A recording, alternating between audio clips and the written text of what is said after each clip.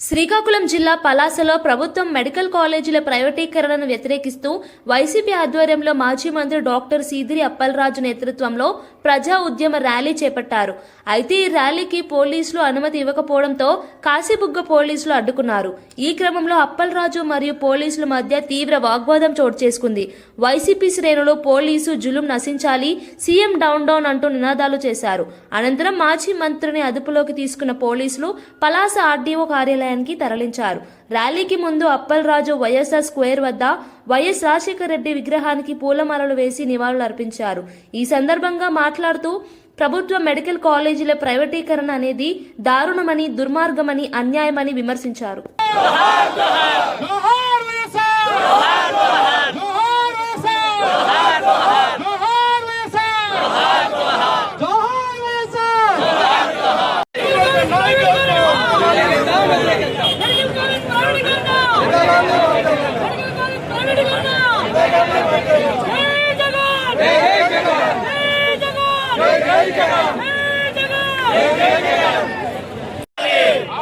ప్రభుత్వ కాలేజీల ప్రైవేటీకరణ, ప్రభుత్వ వైద్య కాలేజీల ప్రైవేటీకరణ. జై జగన్, జై జగన్, జై జగన్. వర్ధిల్లాలి అప్పలరాజు గారి నాయకత్వం, వర్ధిల్లాలి అప్పలరాజు గారి నాయకత్వం, వర్ధిల్లాలి అప్పలరాజు గారి నాయకత్వం. జై జగన్.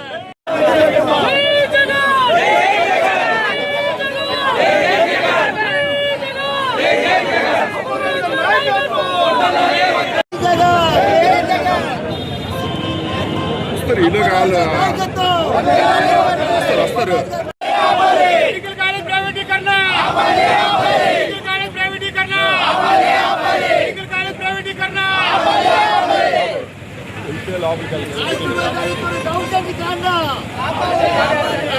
జరుగుతుంది దౌర్జన్య కాండ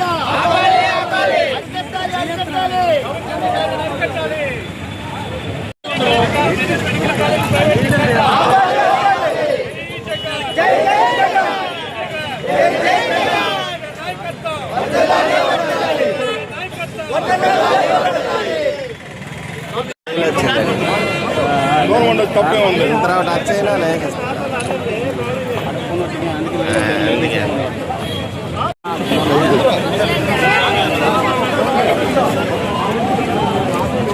కొంచెం వెనక రానా ఈవేళ వాళ్ళు బుక్ అయిపోతారు.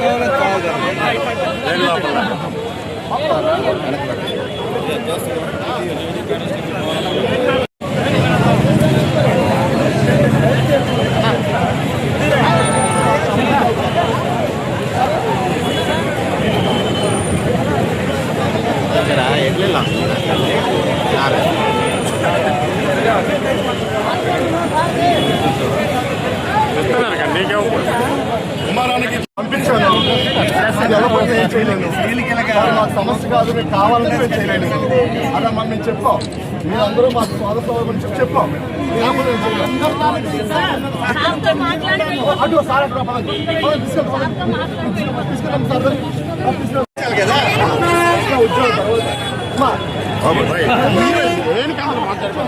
అలా దెంగెత్తాం కుదిరిపోతాం.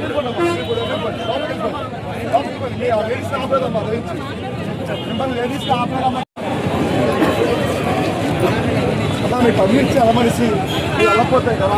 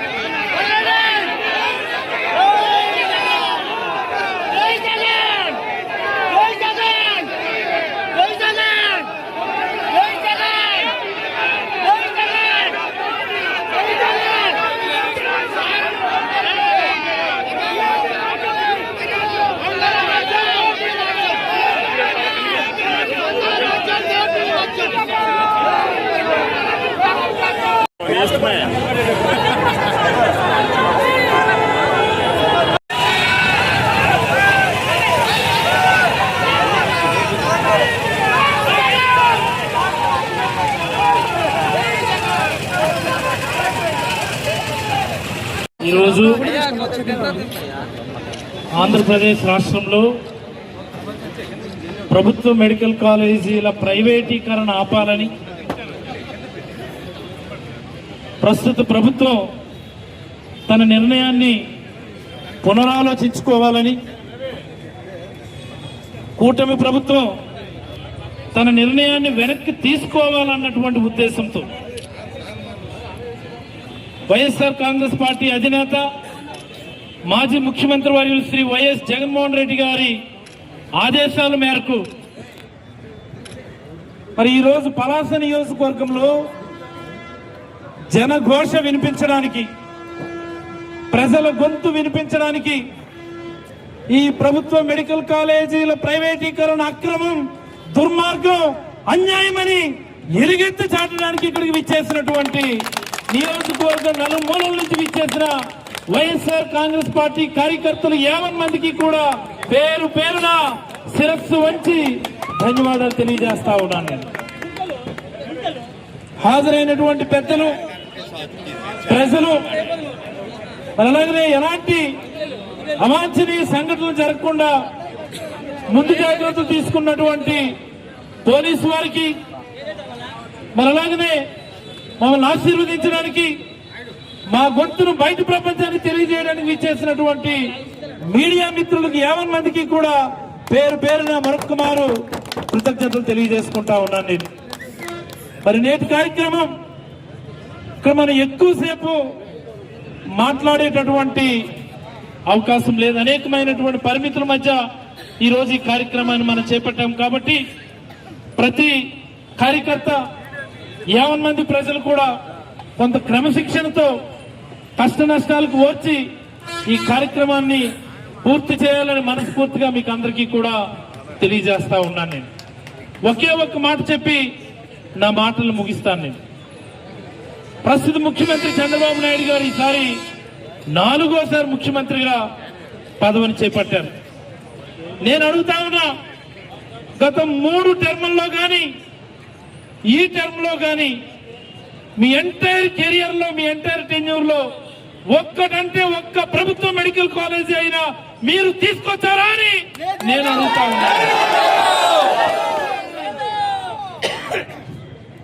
కానీ అదే క్రీస్తు డాక్టర్ వైఎస్ రాజశేఖర రెడ్డి గారు 14-19లో కంబైన్డ్ ఆంధ్రప్రదేశ్ లో 4 ప్రభుత్వ మెడికల్ కాలేజీల్ని కొత్తగా మొదలు పెట్టారు.